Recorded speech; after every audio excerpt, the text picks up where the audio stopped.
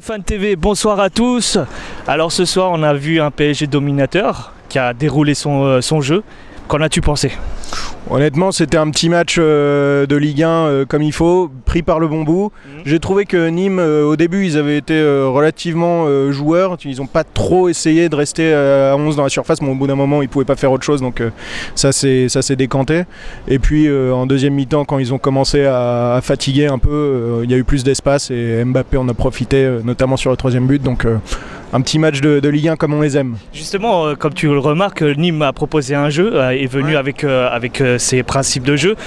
Est-ce que tu trouves justement plus agréable de regarder et d'assister en tout cas à des matchs pareils? Carrément, moi c'est ce que je dis à chaque fois, c'est qu'il y en a marre il y en a marre, évidemment parfois ils peuvent pas faire autre chose, mais les équipes qui viennent pour poser le bus et essayer de tenir le 0-0 le plus longtemps possible, c'est horrible quoi. Et justement le dernier match contre Montpellier c'était pas mal parce qu'ils ont essayé de jouer. Après, évidemment, ils se prennent 4 buts. Là, Nîmes en prend 3. Bon, j'imagine qu'ils peuvent pas faire autre chose. Mais quand les mecs viennent comme ça, je pense qu'il faut le dire aussi et saluer un peu l'effort que les petites équipes font, quoi. C'est vrai. Pour toi, les Parisiens qui sont ressortis de ce match, ce seraient lesquels? J'ai évidemment toujours Mbappé qui fait. Là, il enchaîne les buts et avant il a raté un nombre d'occasions de dingue, donc il pourrait en être à 4 ou 5 buts ce soir qui aurait rien à dire. J'ai beaucoup aimé le but de Nkunku, moi, où je trouve que le contrôle est vraiment pas facile à faire et il a une sorte de positionnement, tu vois, il arrive à se repérer dans l'espace et à voir comment Bernardoni sort sur lui avant de lui mettre son petit tir bien placé à ras de terre. Donc forcément bravo à lui parce qu'il fallait débloquer la situation. Et puis oui, forcément dans ce genre de match, Mbappé, tu vois que lui, quoi. Sur les appels et les démarrages, il est incroyable.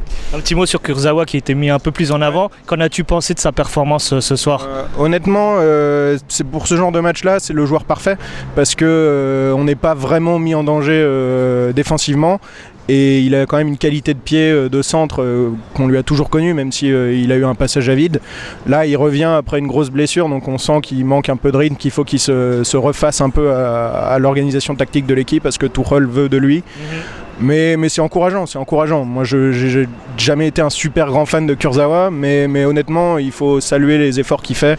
C'est encourageant pour la suite. On sent que Tuchel veut le mettre plus cet aspect offensif où il a beaucoup de qualités qui se dégagent de lui, de ce joueur. Ce qui est intelligent, je pense, parce qu'il voit bien qu'il a des points faibles sur la défense quand il a un gros ailier droit en face de lui. Donc pourquoi pas essayer de miser sur ses qualités, quitte à le faire jouer au milieu parfois, comme il peut faire avec Dani Alves.